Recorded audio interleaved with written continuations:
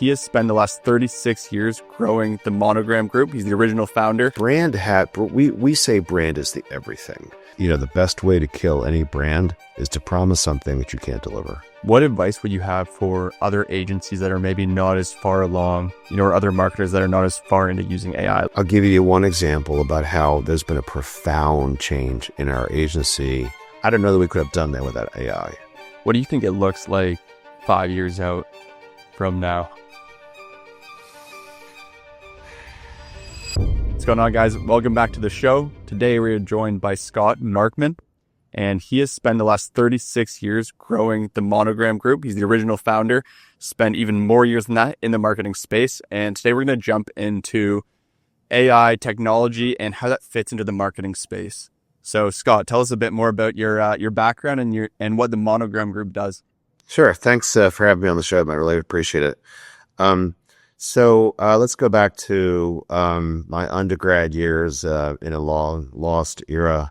I have a BFA in design from Washington University in St. Louis. And so went to college to become a graphic designer, which I, did for many years. Worked for other people for about 9 of those years, first 9 years. A couple of jobs, long term. Had moved to Chicago after I had traveled for a year by myself and saw the world and did some work and whatever. But wanted to go to a bigger market, really like Chicago, a lot of friends from college here. And sort of packed the car up and came and gave it a go. I had a job in a pretty prominent design firm. Was there about a year. It didn't really work out too well. And so I was sort of 30 years old, crossroads of life, and thought about a variety of paths, forward, and decided to hang my shingle as a freelance individual practitioner. Living here for a year, so that was kind of scary. But, I was raised in an entrepreneurial family and knew how to attack it and, the ingredients for success, and gave it a go. So, over the 36 years I've had the agency, we've had a couple of inflection points, evolutionary stages. We were a graphic design studio for about 6-7 years, doing graphic design studio stuff. We eventually morphed into a small full-service ad agency for about 8-10 years. I took on a couple of partners that were college friends. One was a creative director at a bunch of big-time agencies downtown. One was a pretty significant corporate research strat professional, corporate America. So about 20 years ago, when the second of those two partners joined, it was sort of that Venn diagram, what's the intersection of our backgrounds and interests, and it was brand.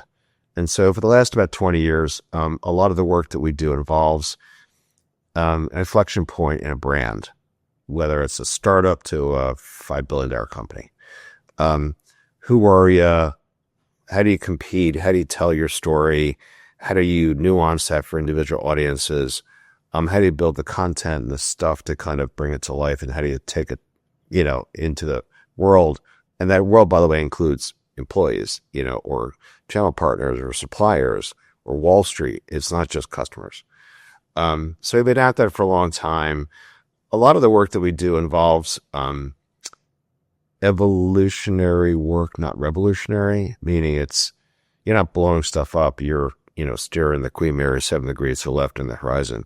But we do some startup work, and we do some blow it up and start over kind of work. These days, because a lot of the work that we do involves private equity on portfolio companies, a lot of the work that we do involves mashing together, brands into a cohesive whole and some, controlled structure. And then building that unified brand and then taking it back to market so that when they sell in 3, 4, 5 years, the value of that, what they've created, is the highest. Yep. How did you get into that private equity owned space? And what's kind of unique about working with, a group of portfolio companies? It's a great question, Matt. So I'll try and do this as concisely as possible. About 6 years in, when we were in that graphic design studio kind of, time frame, I was introduced to some guys that were going to be starting a company. I didn't know what private equity was. This is 1996. So to put it in context for your listeners, the internet barely existed. iPhones didn't exist. Email barely existed. Social media did not exist. I mean, that's the world that I'm talking about. So 30 years ago. And we just pitched this project and won it. And they ended up becoming a gigantic foundational brand in the world of private equity. They're called Antares Capital. They're the largest provider of credit that goes into these middle market deals. They helped to create this massive subcategory called private credit. So we built the brand from scratch. I helped the guys that picked the name and did the logo and all that kind of foundational stuff. And I didn't know any different. I had no idea what private equity was. I don't have an MBA. I mean, I'm reasonably knowledgeable in finance, but 30 years ago, I had no clue what private equity was. Now I know it like the back of my hand. So we happened to be in the ground floor of one of these companies that took off like a rocket.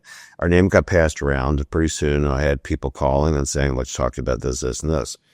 And again, bear in mind, private equity as a substantial category did not exist. This was individual firms doing things that were creating a category. So that just led to a long, kind of a journey through this world and pieces of this world. So our client count today in private equity is like 95 clients. Wow. A ton. There are others that do what we do, but nobody's at 95. And subsets of the world of private equity, the equity guys, the senior credit lenders, the mezzanine credit lenders, the gigantic family wealth offices, and the industry consultants. We work with all of them. And so a certain amount of it is you hang around with some people a long period of time, and the stories and then what we're hired to do, repeat, enough of it, you kind of absorb it. And that's how I've learned private equity. Now, in the world of portfolio companies, that's a whole different conversation because that didn't start until about 2013. A lot of it was the market eventually recognized that they had a need for our expertise and what we deliver.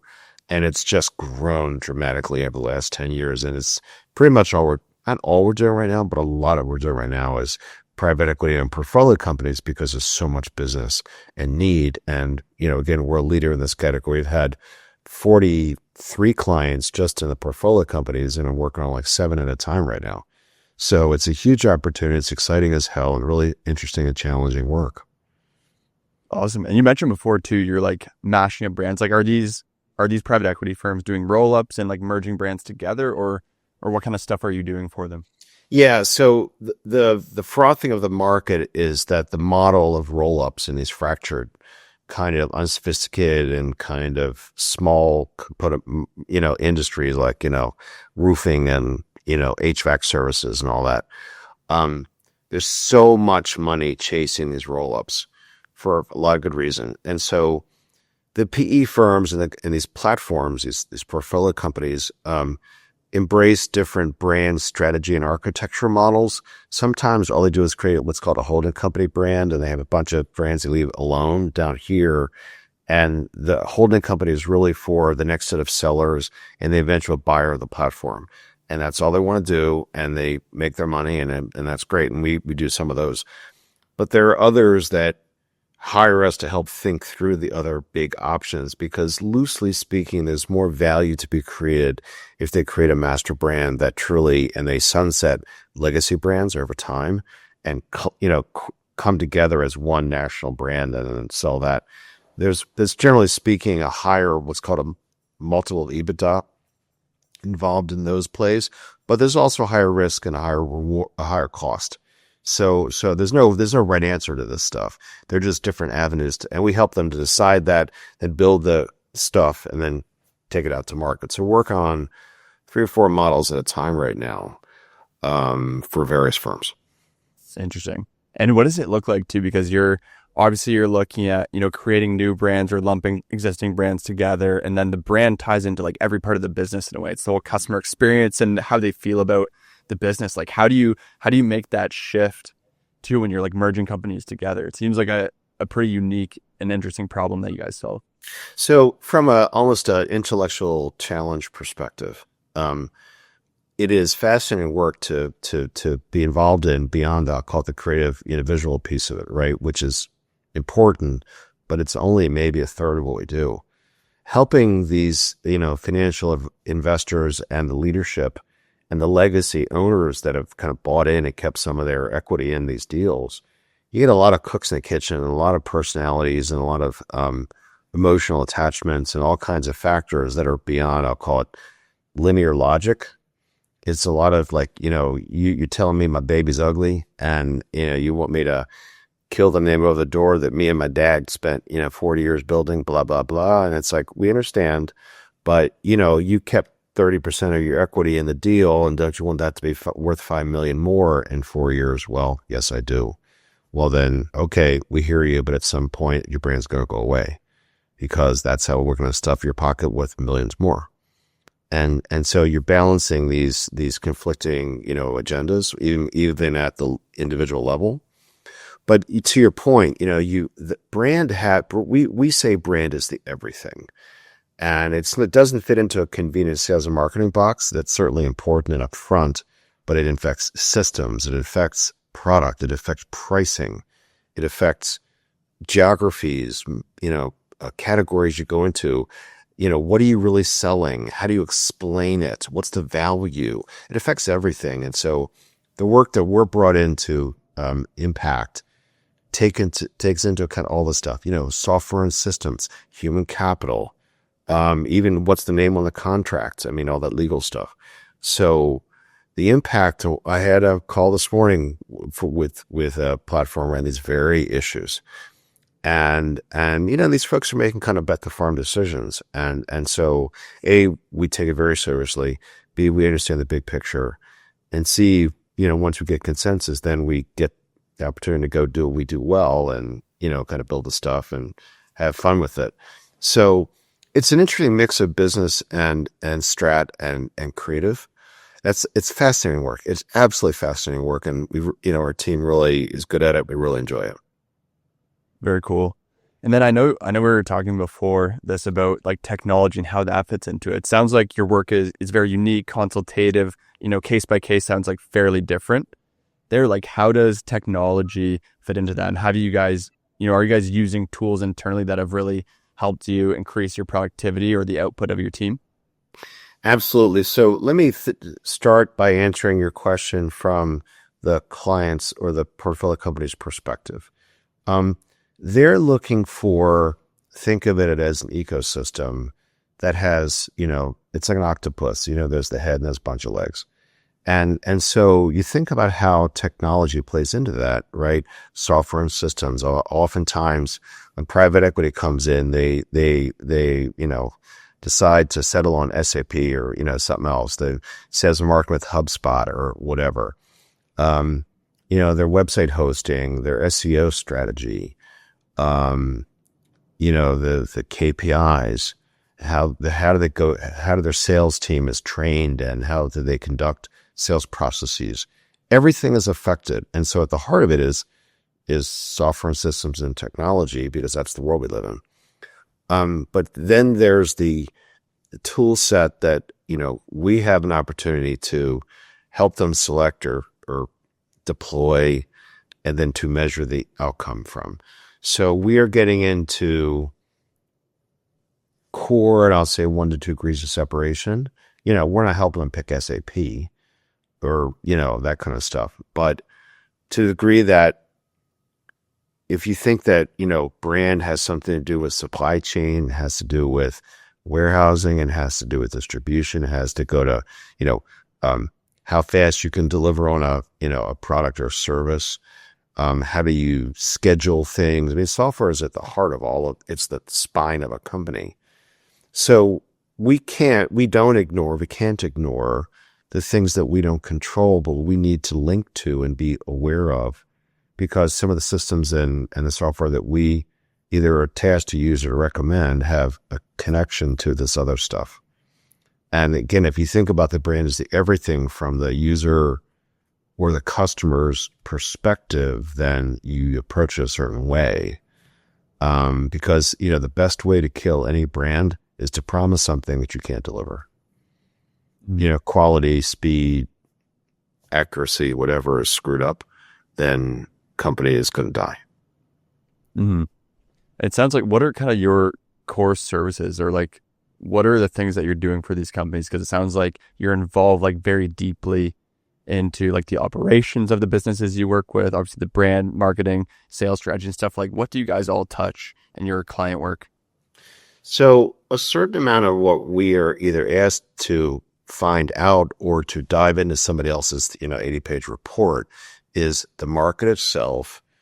Why did this private equity firm see what's their investment thesis? What did they see was an opportunity to go into this particular market and to, acquire a bunch of companies or buy I'll call it a foundational company, then bolt stuff onto it? They clearly saw there was a path to take every dollar that they invest and return 2 or return 3, right? So what's the thesis? What are the mechanics? What's the time frame? Who are the competitors? What do we walk into? Who are the legacy companies? Are they good? Are they bad? Are they disparate? Is there an opportunity for upsell, cross-sell, all of these things? Is there an opportunity for something to be created to seize dominant share of voice and revenue and share of wallet and price power and all of these outcomes of brand strength? So we spend a lot of time talking to people inside of the company, outside of the company, to immerse ourselves and then to advise a client on what we think the best brand strategy / architecture ought to be and why, given all these choices. Once we get consensus on that, then we're tasked with building I'll call it the assets. At times it involves naming, and at times, logo and brand design, it's systemic. Building the public properties, website or websites, social media accounts, even something as kind of seemingly whatever as email. The signature on an email is the most common encounter that anybody in the outside world has with a brand. You cannot ignore it. And again, if it's used across hundreds of people in different departments and in different countries and all kinds of factors, then, that is like the fingers of a brand on a daily basis. We do a huge amount of photography and original photography and video content, very sophisticated stuff. I mean, the folks you work with produce, TV commercial level stuff.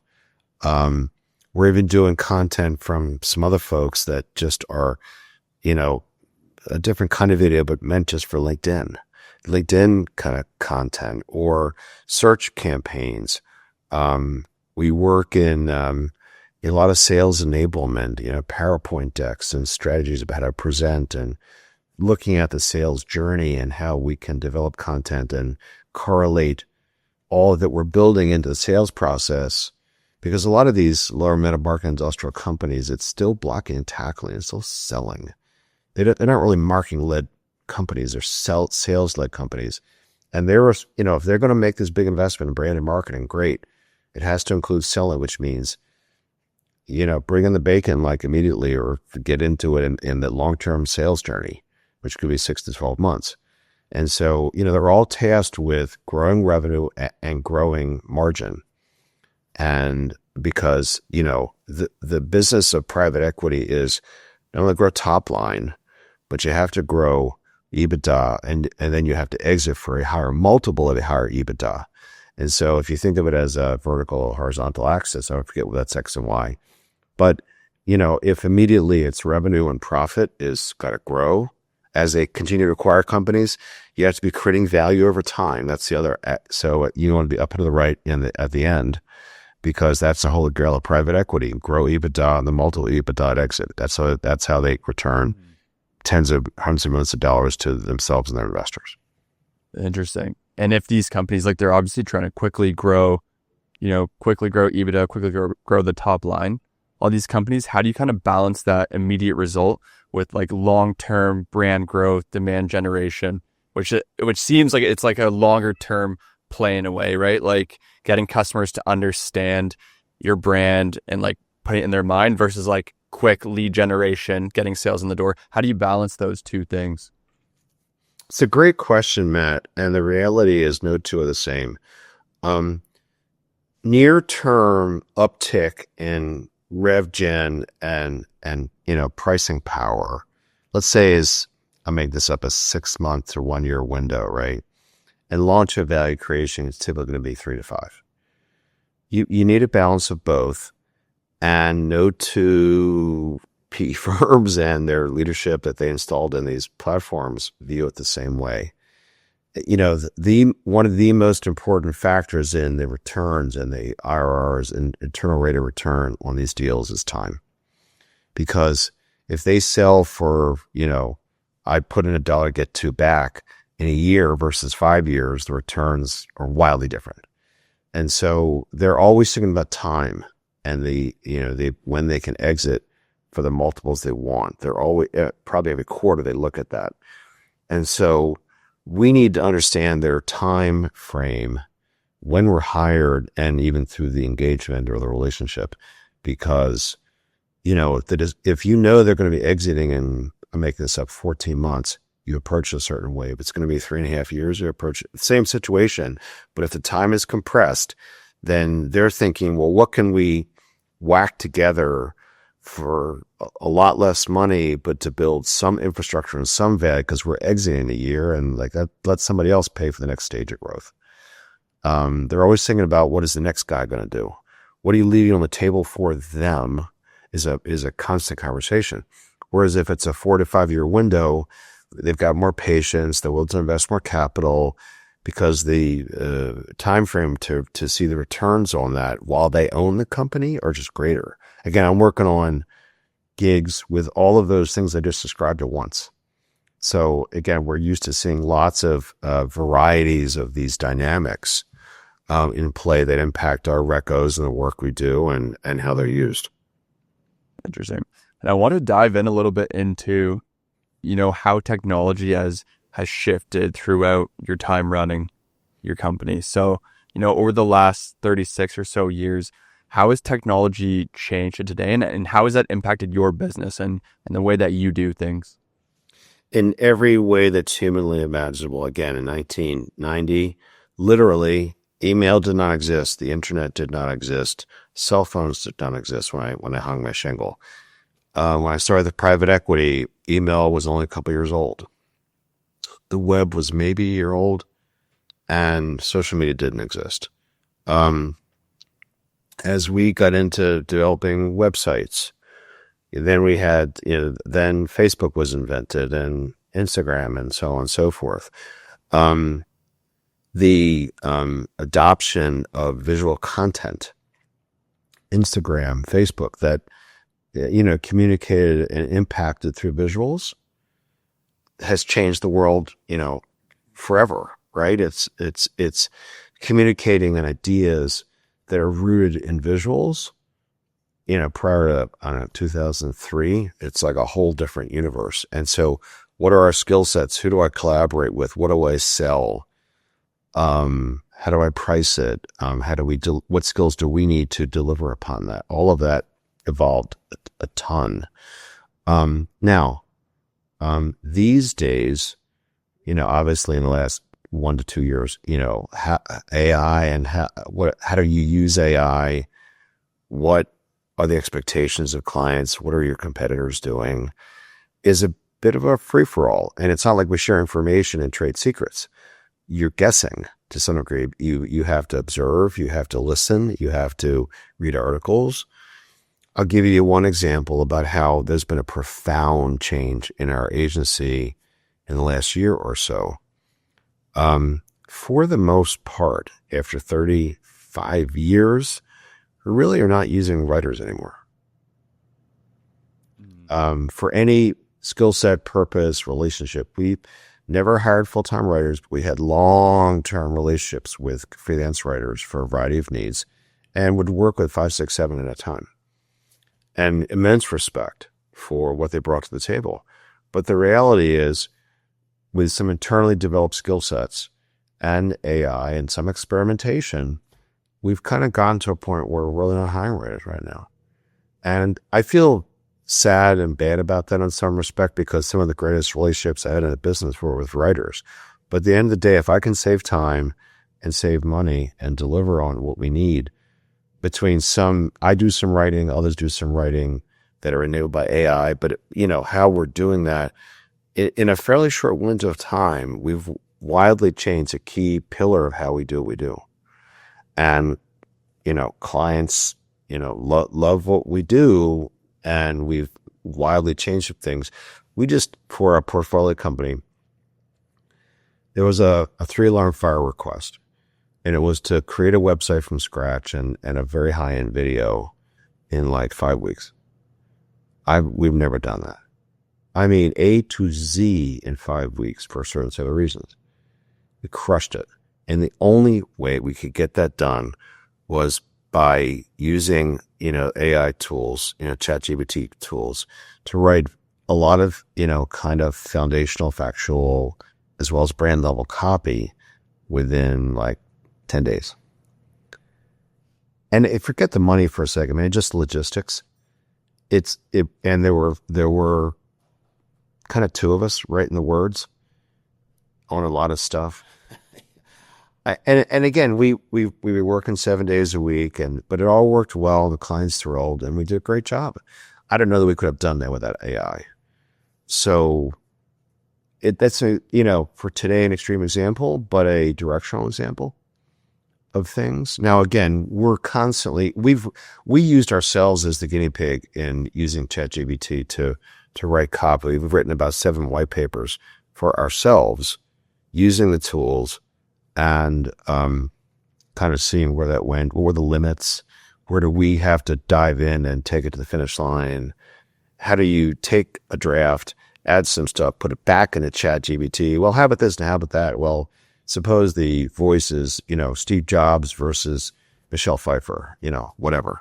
And just learn by experimenting.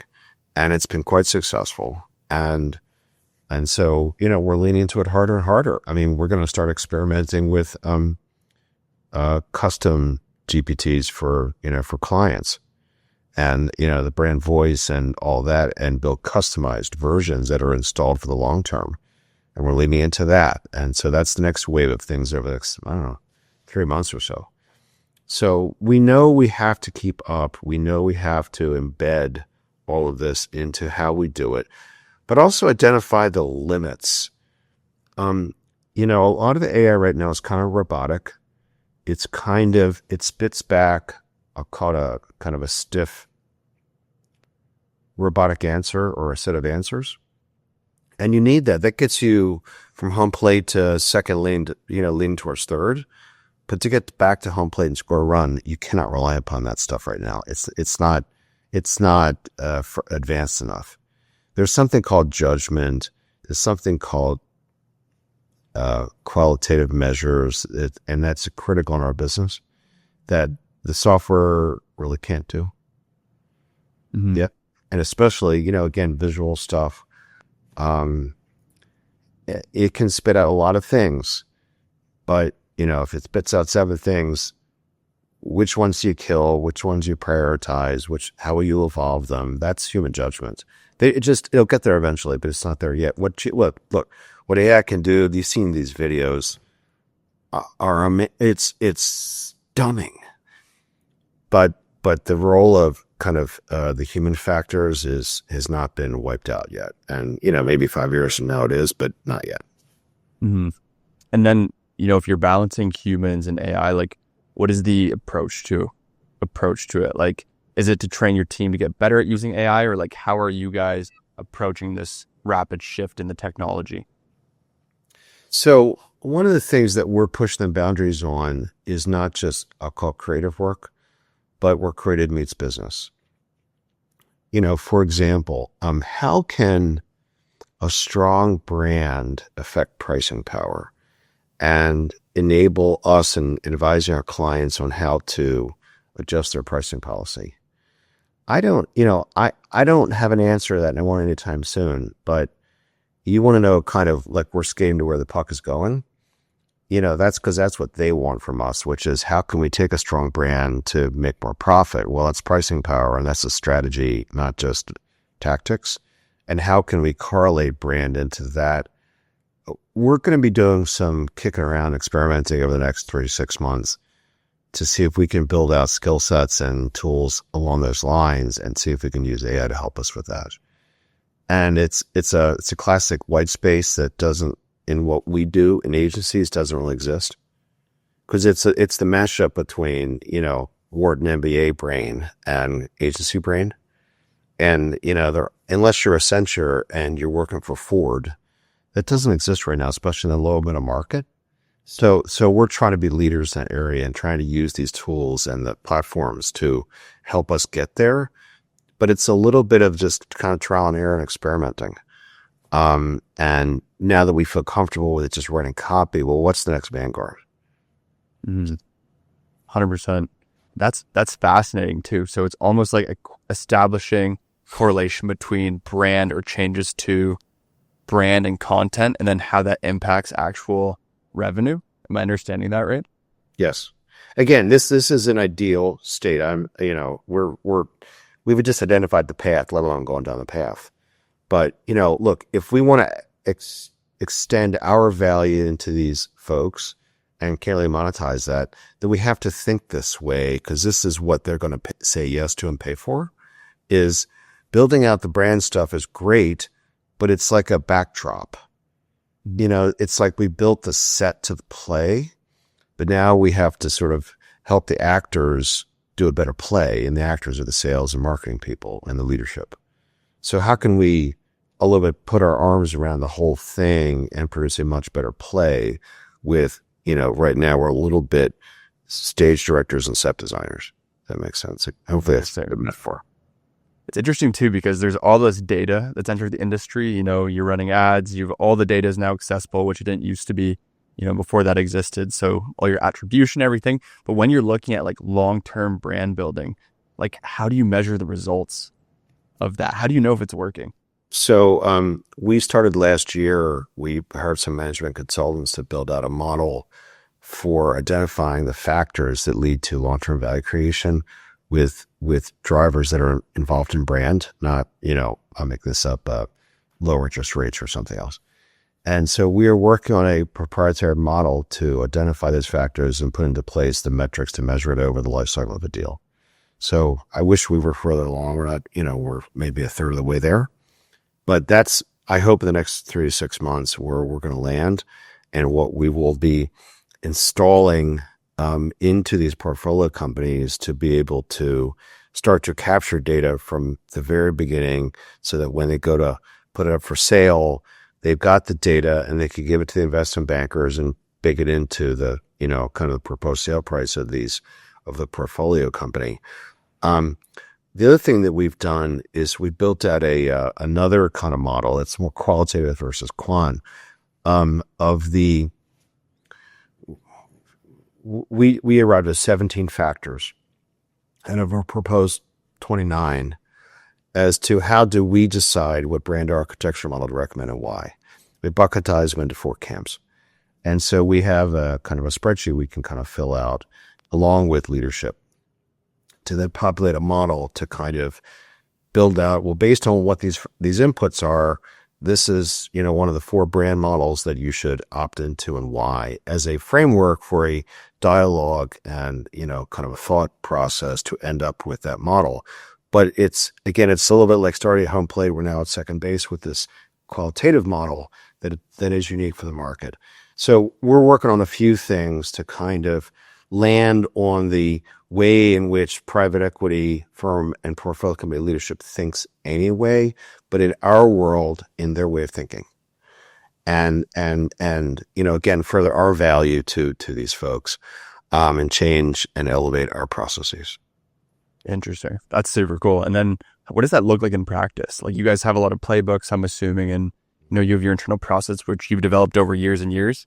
Then are you basically training custom GPTs on those processes? That's the vision. Again, we're a little bit pushing, into virgin territory here about how we can take our knowledge, expertise, point of view, deliverables, the tools, all that stuff, and use AI to further the cause. One of the things we're going to be doing is building out kind of a custom dashboard.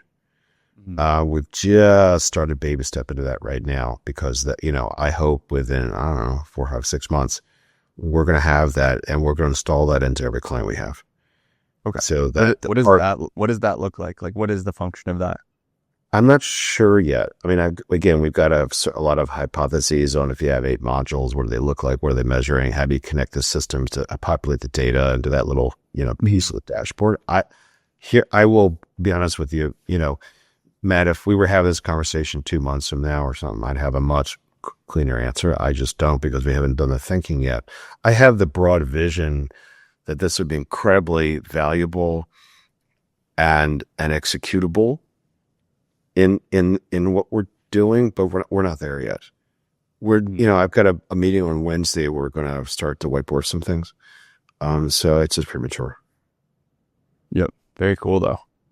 It's interesting that you guys are you guys seem very much at the forefront of the AI stuff, like even drawing the correlations between, what qualitative metrics are there and how does that correlate to real business growth, and something that I've never seen before. It seems like most of the industry is stuck kind of just with using ChatGPT for writing and scripts and stuff, whereas you guys are kind of taking a much more advanced approach with some of the things that you're working on, which is cool. I think that a lot of it is you hang with, Wharton MBAs and Harvard MBAs and Chicago MBAs for a living. A little bit rubs off on you. Think, you get the cheap seats and how they think and how they act. And so, we have enough first-hand view of that understanding to start to model how they think and what they value and how to apply it. So I've been doing this for a long time, and a lot of it is just dialogue and observation, and frequently ambition to want to lead the pack, want to create into what doesn't exist, and candidly sell it, monetize it. So, and be disruptors. We want to be disruptors. We have a unique position because what we're describing for the kinds of companies who, in these kind of industrial categories and service providers and distribution and whatever, they're not used to having, the biggest consulting firms come in. They can't afford it, and it's just not what goes on. We're trying to take the same approach, but make it relevant to, a company who's got $200 million in revenue and is going to, write a check for this kind of stuff at their level for the outcome that they're looking for, and take, Fortune 1000 expertise and boil it down into this world. That private equity will absolutely pay for that. Mm-hmm. Do you think some of that forward thinking, like innovative mindset, is because you work with a lot of startups who are innovating in their own space? We don't work with a lot of startups. As a matter of fact, we've kind of run away from them. In these worlds, there's private equity on the right and venture on the left. We've studiously stayed away from venture for a long period of time. They're terrific people doing amazing things, but they're difficult clients. And we just cast our fate with private equity. Now, they're more conservative in a lot of things, for better or for worse. But we're just more comfortable, literate, and that's where we stay in that lane. We don't do very little work with startups. There are a lot of folks that do what I do, that play in the venture world and then do it brilliant, and God bless them. It's just not where we play. Mm-hmm. Interesting. So it's more, we can go into some stodgy roofing roll up, bunch of stodgy companies that are all of a sudden they're rolled up and they're doing $150 million worth of revenue.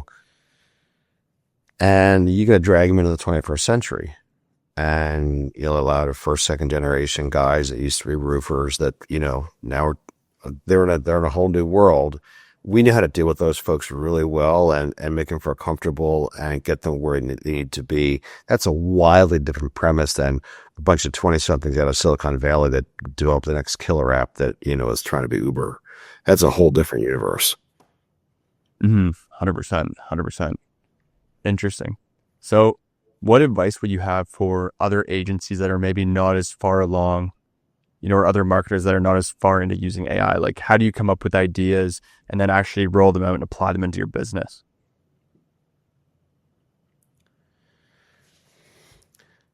There's a long history of middle market agencies kind of claiming expertise. Like, I can't stretch my arms out on the camera, but, from left to right? We do all this stuff. And we compete against them. And sometimes we lose to them. because a lot of clients want one size fits all and, one contract, one relationship, one throat to choke. And well, we do all this stuff. But at the end of the day, they probably do 2 things really well and 7 things like half-ass or poorly. We're not trying to be all, we do a lot of stuff, but we're not trying to be all things to all people. Over time, we've just narrowed in, and now 85% of our effort is in P firms and companies they own. And then the kinds of companies, the kind of situational needs that map to what our expertise is. And so we've just done this. And all we're trying to be is the leader of a lane that wide. Then it's easier to think about how to use AI within that lane to this kind of a company with these need states and these decision makers and these markets. It's just easier. But when you're trying to be all things to all people and you've got your, really wide, like 6 categories and you're doing, again, soup to nuts, it's harder, unless you have a big staff and a lot of developmental time and budget, to take Brave New World kind of technology and situations and apply it to like half the world when you have like 30 people.